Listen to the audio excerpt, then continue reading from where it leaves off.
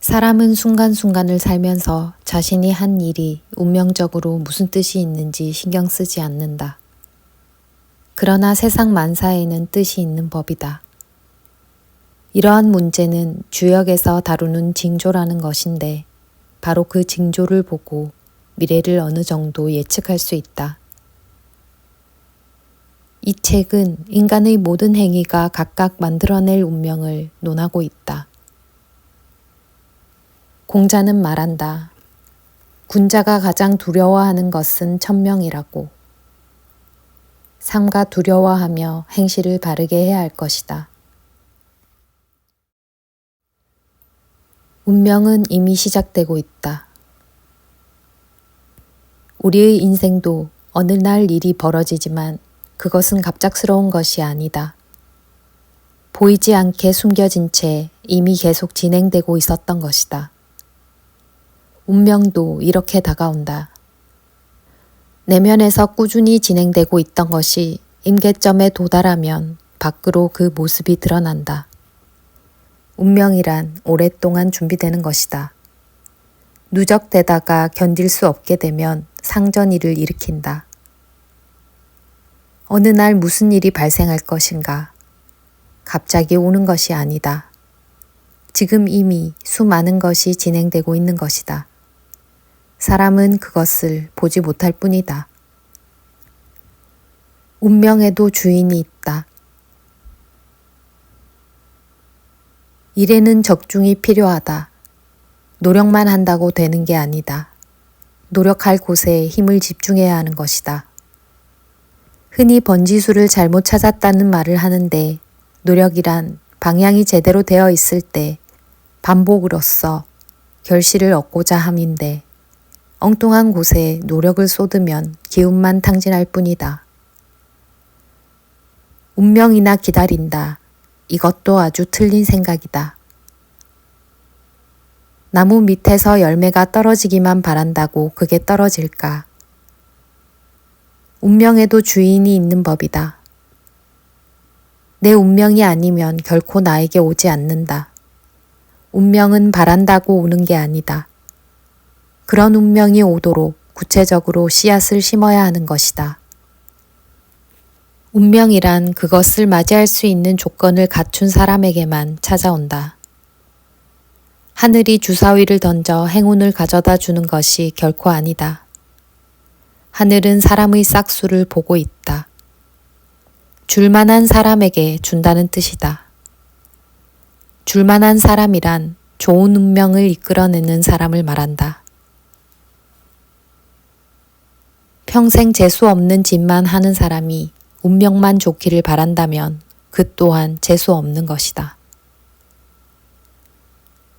목소리를 고치고 걸음걸이를 고치고 얼굴 표정을 고치고 먹을 때 소리를 덜 내고 복장을 잘 갖추고 겸손하고 선물을 주는 등은 모두 운명을 고치는 방법이다. 작지만 치명적인 버릇. 조선시대에 어떤 정승이 살았다. 그는 지체가 높은데도 항상 겸손했고 학식과 인품도 갖춘 훌륭한 사람이었다. 하는 일마다 잘 풀렸고 사는 것이 행복했지만 이 사람에게는 한 가지 한이 있었는데 그것은 한쪽 발이 불편하다는 것이었다. 누군가에게 상해를 당해 평생 불구가 된 것이다. 한쪽 다리를 약간 저는 정도였지만 자신의 발을 그렇게 만든 놈에 대한 원한은 가시지 않았다. 그런데 어느 날 그 놈이 불쑥 나타났다. 관상을 잘 보는 사람이었는데 장차 그가 정승이 될 것을 내다보았다고 한다. 그런데 당시 그에게는 발을 떠는 몹쓸 버릇이 있었고 그것이 미래를 망치는 버릇이라 여겼다. 그 발을 떠는 버릇만 없애면 반드시 정승이 될 운명이라 도끼로 그의 발등을 찍었던 것이다. 발을 떠는 버릇은 주역의 계상으로 삼풍고에 해당하는데 이는 산이 무너지는 것을 뜻한다. 큰 일이 성취되지 못한다는 뜻이다. 그대로 놔두면 정승이 되는 것은 어림없었다. 운명은 이런 식으로 전개된다. 치명적인 하나의 버릇이 모든 것을 망칠 수 있다. 삼가 경건한 마음으로 자신의 병을 치료해야 한다. 오래된 단점을 고친다. 누구든 운명을 개선하고자 하는 사람은 필사적으로 자기 단점을 찾아야 한다. 사람은 실수라든가 잘못된 판단 때문에 운명이 망가지는 게 아니라 오래된 단점 때문에 망가진다. 엊그제 만들어진 비교적 새로운 단점은 아직 운명을 파괴하지 못하고 있다. 그것은 오랜 세월이 지나서 효력을 발휘한다. 지금 당장 운명을 고치려면 오래되고 지속적인 단점을 찾아야 한다. 단점이란 나쁜 버릇을 의미한다.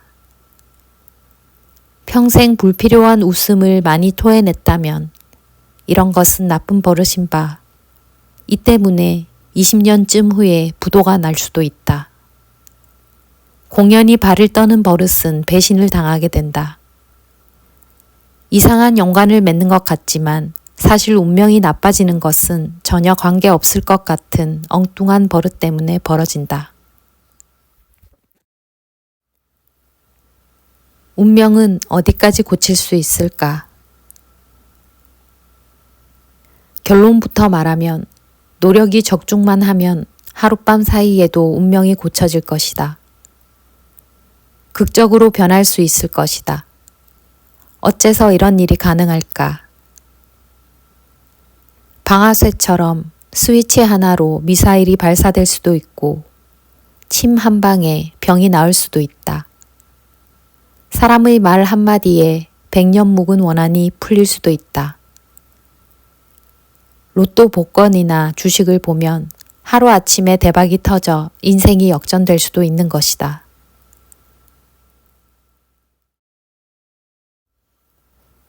꼴값 하다 망신을 당한다. 꼴값은 주역의 계상으로 태풍대과라 하는 바 과장이 지나쳐 망신에 이른다는 뜻이다. 꼴값은 마약과 같은 작용을 하는데 주제 파악이 안 되는 사람이 엉뚱한 생각을 하면서 그것을 멋있게 밖으로 표출하는 것이다. 이런 사람의 운명은 늘 안개 속에 있어서 외부와 단절되어 있고 몸은 점점 굳어간다. 사람은 자신의 신분과 처지를 잘 알아서 처신해야 하는 법이다. 어른 앞에서 지나치게 의젓한 태도를 보인다거나 자기 윗사람이 있는 데서 지나치게 고상한 척하는 것은 사람을 모욕하는 행위다. 공손한 태도를 취하지 못했기 때문이다. 꼴값은 인간관계를 완전히 단절하는 행위다. 인간의 행동은 그 자체로서 중요한 표현이기 때문에 법도에 맞아야 한다. 또한 사람은 착각에서 벗어나야 한다. 자기 평가가 지나치게 과장되면 스스로 진실을 가리고 남을 깔보게 되는 바, 세상 사람은 그를 어처구니 없는 존재로 보게 된다. 가까이 하기조차 싫은 존재가 되는 것이다. 사람은 주제넘는 짓을 하지 말아야 한다. 품위가 운명을 좌우한다. 품위는 남에게 보이기 위한 형식적 모양이 아니다. 그럴 경우에는 겉멋이라고 한다. 진정한 품위가 없고 그럴듯하게 꾸민 것이 겉멋이다. 겉멋은 자연스럽지가 않아서 오히려 품위를 손상한다. 품위란 그만한 덕목을 갖추어야만 생겨나는 법이다. 그리고 품위가 있으면 운명이 절대로 나빠지지 않는다. 사람이 갑자기 출세할 경우가 있는데 그때는 그 사람의 품위부터 달라진다. 영혼에 벌써 징조가 깃들기 때문이다. 도인들의 품위는 평정인데 평정은 나쁜 운명을 막아주는 효력을 발휘한다. 또한 품위가 있으면 평정, 즉 흔들리지 않는 마음이 유지되어 운명도 유지되는 법이다. 물론 품위가 그 사람의 현실보다 고상하면 당연히 그는 운명이 좋게 바뀔 수밖에 없다. 주역에 천화동인이라는 괴상이 있는데 이를 보면 품이란 날아오르는 존재라는 것을 알 수 있다. 운명이 나빠지는 이유는 참으로 많다. 그러나 좋아지는 방법도 그만큼 많다. 그 중에서도 품위는 기본이다. 고립이란 감옥에 스스로를 가두지 마라. 세상으로부터 단절되어 혼자 남게 된 것을 고립이라고 한다. 그런데 이런 고립 말고 또 다른 고립이 있다. 인생이 제자리 걸음을 하면 이 또한 고립이다. 운명이 좋아질 사람은 생활에 변화가 많다. 하지만 일정한 틀이 오래 반복되면 운명이 하향 곡선을 그리게 되어 있는데 나도 실은 이런 상황에 처했던 적이 있다. 그 원인은 다른 데 있는 것이 아니었고 생각하는 것, 행동하는 것이 일정했기 때문이다. 특별히 나쁜 행동을 한 것도 아니고 생각이 나빴던 것도 아니었다. 단지 일정하다는 것. 그로 인해 운명은 제자리 걸음을 하게 되었고 결국엔 극단적인 내리막길을 걷게 되었던 것이다. 사람이 나쁜 행동을 하지 않아도 일정하면 이미 병든 것이다. 나는 생각과 행동에 새로움을 주었다. 그로부터 운명은 순식간에 바뀌었다. 틀에서 벗어나면 운명은 반드시 바뀐다. 좋은 행동, 좋은 생각도 폭이 좁으면 그것이 바로 고립이다. 인간은 누구나 자기 자신의 운명 영토가 있는데 그것이 좁으면 발전해봤자 그게 그거다. 좁은 땅에 건물을 지으면 얼마나 짓겠는가. 나는 높일 생각만 했지 넓힐 생각은 못했던 것이다. 사람은 종종 일탈된 행동을 할 수 있어야 한다. 기차 레일처럼 궤도에서 벗어나지 못한다면 인생은 한계가 있는 법이다. 고립 중에 가장 심한 고립이 있다.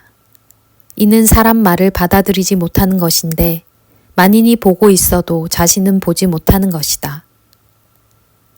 사람은 생각이 고착되면 그 틀에서 벗어나지 못한다. 생각의 고착, 이것이 바로 고립이다. 주역의 괴상으로는 천산돈인바, 이는 아무것도 이루지 못하고 좌절한다는 뜻으로서 불구의 몸이 되거나 하늘 아래 홀로 낙오된다는 뜻이 있다. 밖과 소통되지 않는 것은 이미 천벌을 받고 있는 것이다. 새롭게 나서야 한다. 날이면 날마다 새로워져라는 말이 있는데 밖과 소통이 안 되면 절대 새로워질 수가 없다. 고집은 바로 고립을 뜻하는 바, 고집과 신념은 다른 개념이다. 고집은 소통이 안 되는 생각을 말한다. 신념은 객관성이 있는 것으로 적어도 한 명 이상은 그 생각을 찬성해주는 사람이 있다. 그러나 고집은 오로지 저 혼자만의 생각이다. 넓히고 바꾸고 소통하면 누구든 고립에서 탈출할 수 있다. 노자는 말했다. 굳어 있는 것은 죽음의 족속이다. 고립된 사람은 식물 인간이나 마찬가지다. 고립된 사람은 남이 자기를 돕지 않는다고 한탄한다. 그러나 이는 자기가 선택한 길일 뿐이다. 사람은 될성 싶은 사람을 돕고자 한다. 고립을 자초한 사람은 하늘도 그를 도울 방법이 없다. 망하는데도 법이 있다. 세상에서 가장 별 볼 일 없는 사람은 모든 사람을 깔보는 사람이다. 이 사람에게서 존경심이란 찾아볼 수 없다. 모든 사람이 우습게 보이는 것이다.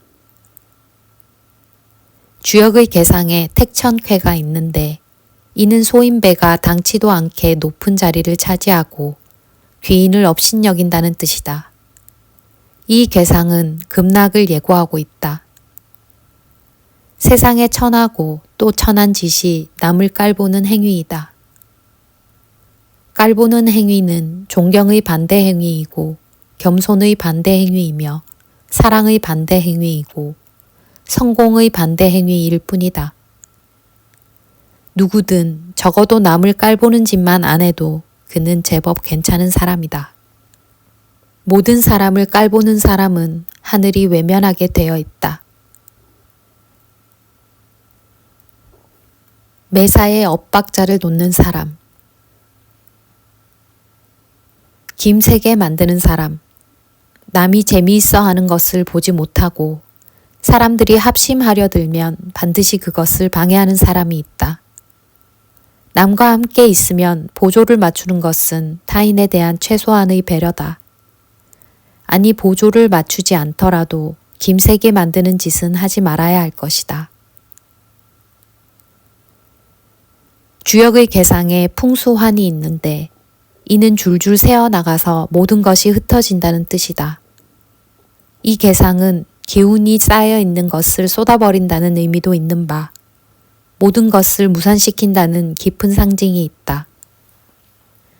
만약 이런 짓을 계속하는 사람이 있다면 그는 세월이 갈수록 차차 기운이 흩어져 맥을 못 추게 될 것이다.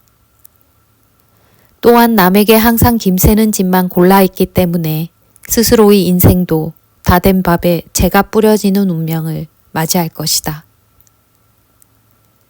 인생에서 남의 흥을 깨고 기운을 빼고 살아가는 사람들은 크게 고독해질 운명이 기다리고 있다.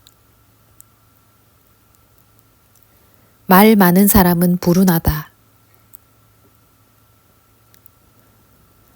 말이 많은 사람은 주역의 계상으로 그런 자를 풍천소축으로 분류한다. 이 계상은 에너지를 소모하고 살아있는 존재를 제거한다는 의미가 있다. 말이 많은 사람은 쌓여가는 복을 실시간으로 없애가는 중이라서 행운을 절대 기대할 수 없다. 복을 오게 하는 것도 중요하지만 날아가지 않게 하는 것도 중요하다. 운명 개척의 비밀. 좋은 짓이든 나쁜 짓이든 그것이 누적되어야 운명으로 고착되는 법이다.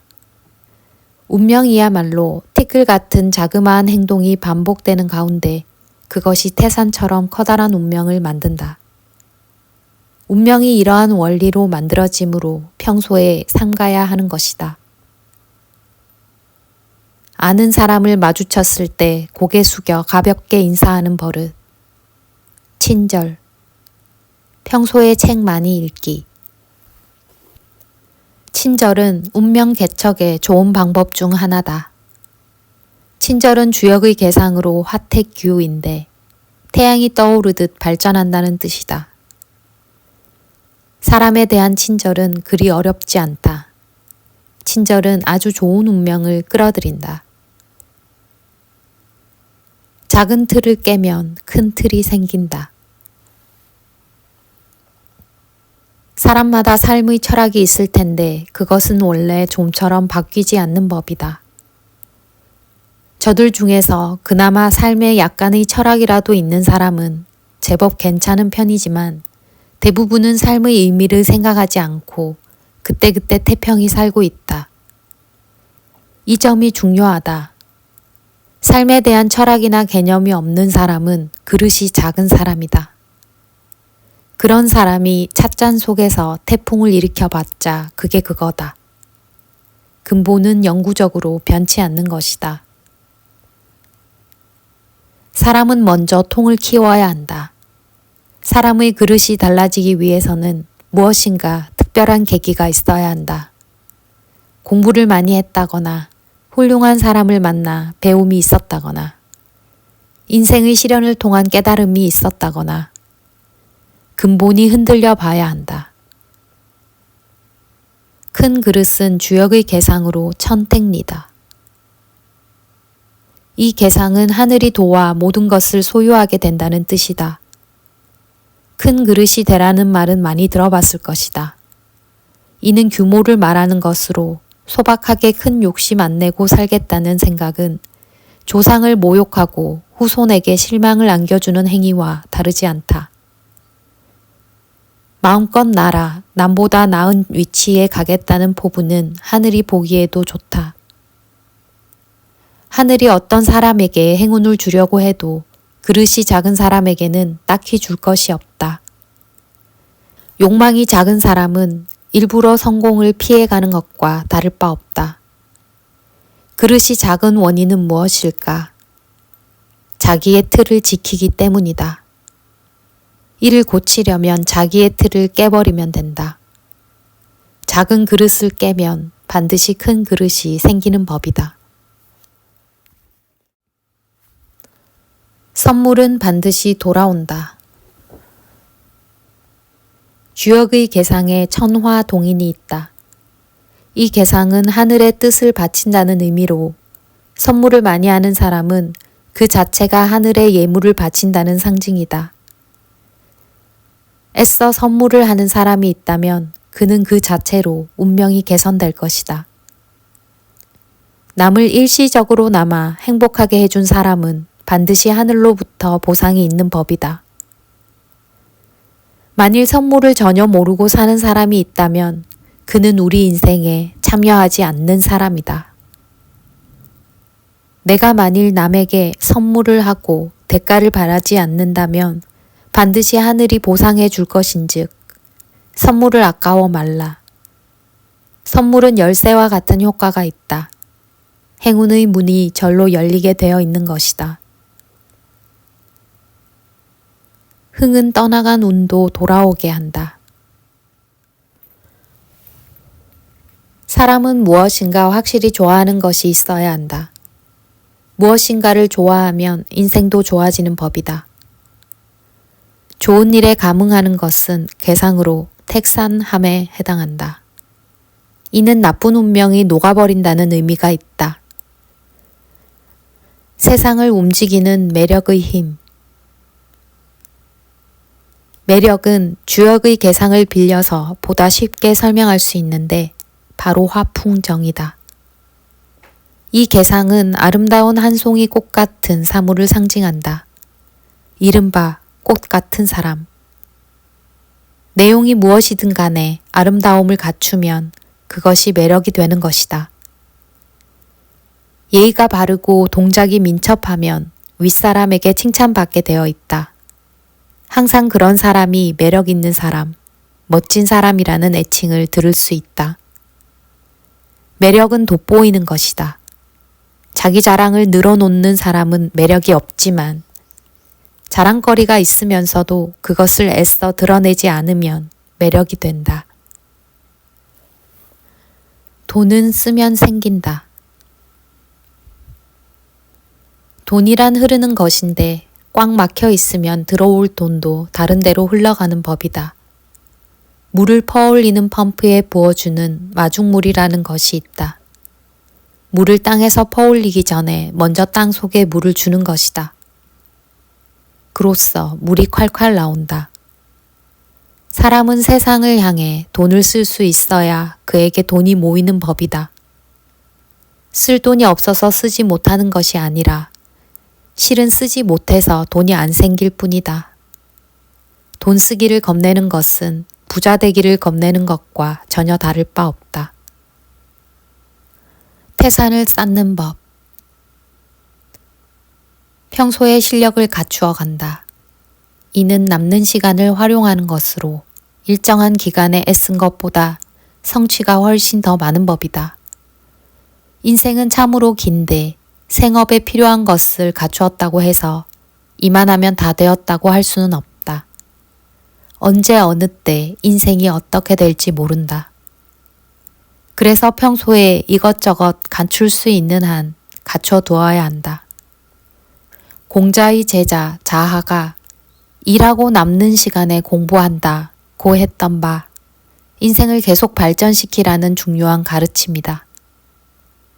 주역의 계상으로 조금씩 쌓아 나중에 큰 것에 이르는 것을 택지체라고 하는데 뜻이 있는 곳에 길이 있다는 의미이다.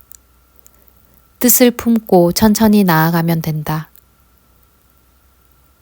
천천히 해도 될 수 있는 것이 아주 많으니 꾸준히만 하면 된다. 작은 실천이 꾸준하기만 하면 그것으로 태산 같은 힘을 갖출 수 있다.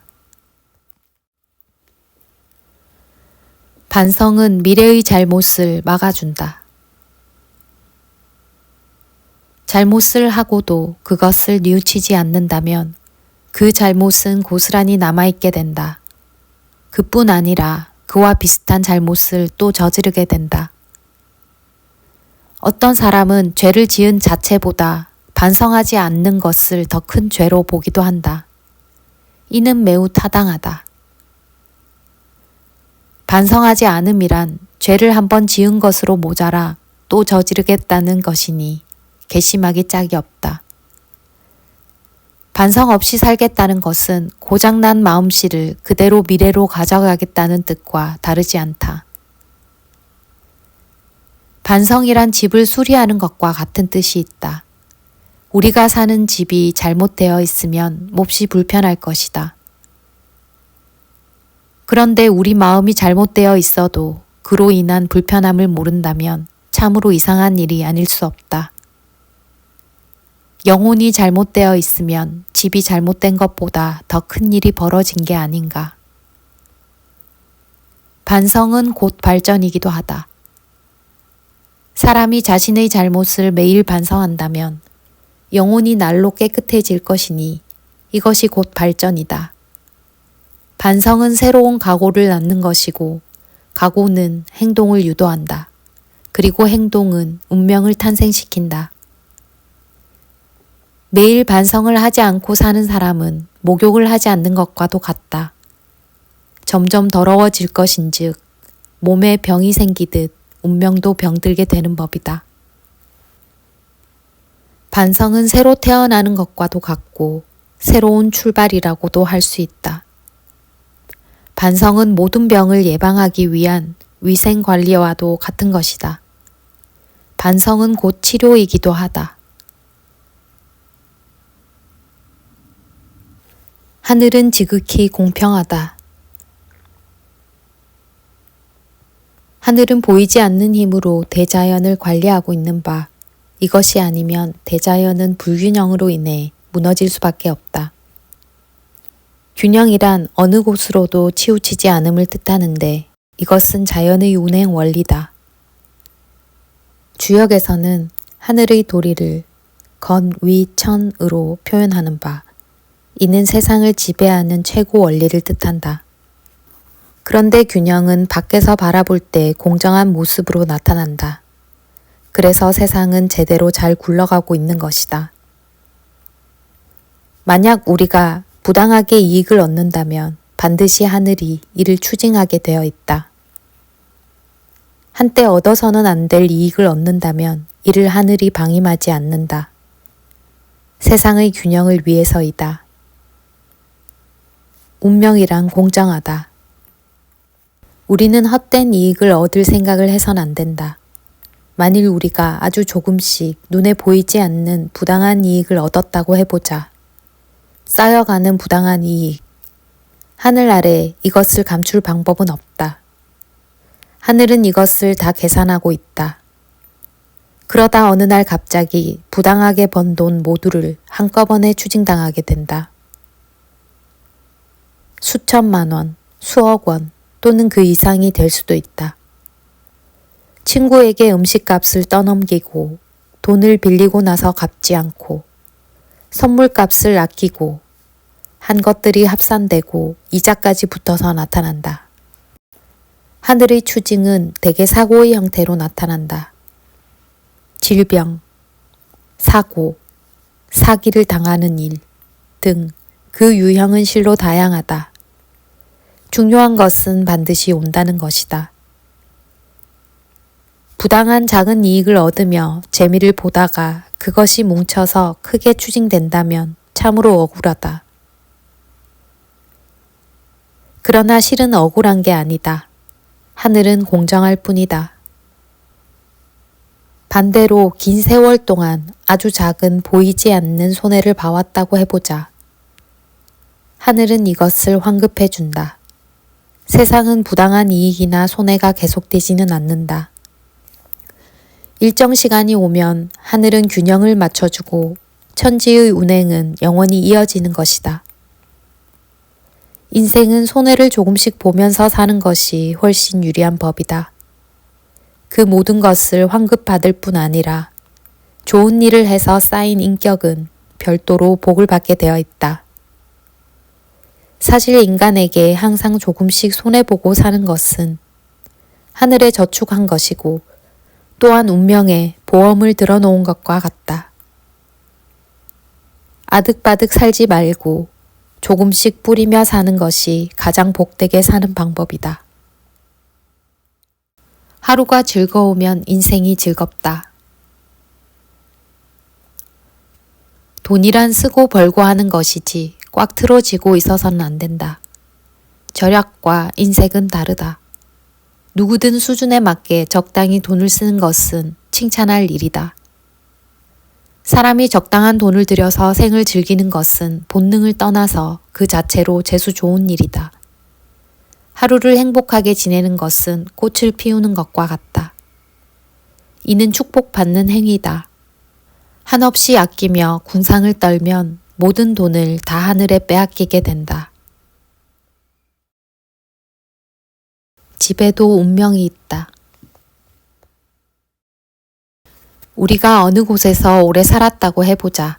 거기서 살 때 좋았느냐고 물을 수 있다. 별로 좋은 일은 없었지만 그럭저럭 살고 있다고 한다면 이는 크게 잘못된 것이다. 인간은 단순히 집 지킴이가 아니다. 집이 운명에 도움이 안 된다면 과감히 이사하는 것도 좋다. 그로써 운명의 개척을 적극적으로 시도해보는 것도 좋다. 사람은 매일 집의 영향을 받게 되어 있는 바 집에 대해 무심하면 안 된다. 물론 딱히 좋은 집이 어딘지 전문가가 아니면 쉽게 찾아내기 어렵다. 하지만 경험, 육감을 통해 좋은 집을 찾을 수 있다. 잠이 잘 오거나 불안감이 사라졌다거나 부부싸움이 줄었다거나 건강해졌다거나 좋은 일이 생겼다면 그 집은 좋은 집이다. 반대로 살면서 일이 오랫동안 안 풀리면 일단 사는 집을 의심해 볼 필요도 있다. 사람은 매일 집의 영향을 받게 되어 있는 바 집에 대해 무심하면 안 된다. 동네가 나빠도 운명이 나빠진다. 동네가 왠지 싫다거나 불안하다거나 이웃이 무섭다거나 잠이 잘 안 온다거나 피로가 잘 안 풀린다고 하면 그 동네가 바로 나쁜 동네인 것이다. 그런데 도저히 이사갈 형편이 안 된다면 이때는 가구 배치를 바꾸거나 집안 환경을 바꾸어 보는 것도 하나의 방법이다. 특히 잠자는 머리 방향과 앉아서 일을 할 때의 방향을 바꾸어 볼 필요가 있다. 가장 먼저 고려할 것으로는 방에 문이 많아서 노출되는 느낌이 들면 안 좋다. 이는 영혼이 기피하기 때문이다. 영혼은 양이니 집은 음이어야 한다. 음양의 뜻을 잘 모르면 집은 환하고 밝은 것보다 묵직해야 한다고 이해하면 된다. 다시 말해 방은 활동성보다 평정을 중시해야 한다는 뜻이다. 그리고 사는 집은 거실과 방이 따로 있는 것이 좋다. 이런 집에 살 형편이 안 되면 거실이든 방이든 더욱 고요하게 만들어야 한다. 마치 절터에 온 것처럼. 방에 꽃나무를 놓으면 좋고 서예 작품이나 골동품 등도 괜찮다. 오래된 물건, 나무 제품 등도 좋다. 이 모든 것이 음이기 때문이다. 원리는 간단하다. 집은 음이어야 한다는 것이다. 전문적으로 표현하면 방은 고요한 연못 같아야 한다. 흐르는 강물의 느낌은 아주 안 좋다. 주역의 계상으로 방은 연못같이 고요하고 약간 어두워서 보호받아야 하는 것이지 바깥에 있는 공원 같은 산만한 방이어서는 안 된다. 이런 곳에 오래 살면 운명적 낭비가 심해진다. 사는 곳을 잘 선택하는 것은 운명을 장악한다는 의미가 있다. 운명의 약은 무엇인가? 암을 치료하는 약이 있듯이 운명이 이미 잘못되었을 때 약은 무엇인가? 그동안 우리는 운명이 병들지 않도록 예방을 위주로 생각해왔다. 그러나 이미 늦었을 때는 어떻게 할 수 있는가? 우선 반성이다. 이는 상처 소독 또는 확산 방지의 효과가 있다. 반성이란 잘못을 인정하고 다시는 그 짓을 하지 않겠다는 뜻인 바, 병의 원인을 계속 제공하지 않겠다는 의미이다. 두 번째 약은 운명의 병 때문에 고통받는 것에 대해 누구를 원망하지 말라는 것이다. 즉 달게 받아야 한다는 뜻이다. 이런 생각은 종종 기적을 일으킨다. 고통의 기간이 단축되는 것이다. 반성과 수용은 원인을 완전히 제거하는 방법이기 때문에 그것만으로도 종종 운명의 병이 사라지기도 한다. 물론 모든 병이 다 그런 것은 아니다. 좀 더 강력한 약이 필요할 것이다. 그것은 바로 인격이라는 것이다. 인격은 운명병의 특효약이다. 인격을 닦으면 우리의 병든 운명이 고쳐진다니 애써 수행해야 할 것이다. 인간의 마음은 하늘과 맞닿아 있어서 마음이 하늘을 움직인다는 것이다. 지성이면 감천이란 말도 바로 이것이다. 인격의 첫째는 용기이다. 이는 하늘의 덕으로 사람을 강하게 만드는데 여기서 강해진다는 건 정신의 강함이다. 사람이 강해지면 운명의 병을 물리칠 힘이 생기는 법이다. 강한 의지는 능히 행운을 불러온다. 풀 죽어 있거나 좌절하면 하늘도 도울 방법이 없다. 인격의 두 번째는 사랑이다. 사랑은 남을 용서하고 베푸는 것인데 결국 자신을 용서받고 자신에게 베푸는 효과를 가져온다. 인격의 세 번째는 지혜다. 잘못된 것을 깨달은 후에는 벗어날 방법을 끊임없이 연구해야 한다. 새로운 운명의 땅을 찾는 법. 익숙한 것을 좋아하지 말라. 운명을 고착시키지 말라. 지금의 운명에서 더 좋은 곳으로 가기 위해서 노력하는 일은 조금도 망설일 필요가 없다. 어디론가 가야 한다. 새로운 곳으로 가는 것. 특별한 방향이 따로 없다. 구체적으로 말하면 안 하던 짓을 해봐야 한다는 것이다. 안 만나던 사람도 만나고 책도 많이 읽어 견문을 넓혀야 한다. 그 중에서도 우선적으로 새로운 사람과 교류를 넓히고 새로운 세계와 접해야 한다. 남에게 많은 이야기도 들어보고 여행을 다녀도 좋다. 끊임없이 새로움과 접하고 자기를 변화시키는 것이다. 우리가 새로운 세계를 직접적이든 간접적이든 많이 접할수록 운명은 새로워진다. 무조건 새로운 것을 해보는 것도 좋은 방법이다. 취미도 개발해보고 음식도 바꿔보고 노래 취향도 바꾸고 쓰지 않던 유식한 말도 많이 써보고 깍쟁이 짓도 바꿔보고 잘났다는 생각도 지워보는 등 엉뚱한 짓을 해봐야 한다. 많이 걸어 다니는 것, 즉 산책은 아주 좋다. 어떤 특별한 사람의 강의를 들어보면 더욱 좋다. 옷도 바꾸고 여자라면 화장도 바꾸고 안 해보던 곳에 전화도 해보고 혼자 여행도 해보라. 이 모든 행위는 영토를 넓히거나 새로운 정착지를 찾아 탐험하는 것이다. 밥 한 끼 다르게 먹어도 그것이 곧 인생 탐험이다. 자기의 성향을 고착시키는 것은 운명을 고착시키는 것이니 앉아있는 곳에서 떠나 먼 곳에 가봐야 한다. 익숙한 것을 좋아하지 말라. 항상 낯선 곳에 도전해야 한다. 새로운 행동을 하면 운명도 반드시 새로워지는 법이다.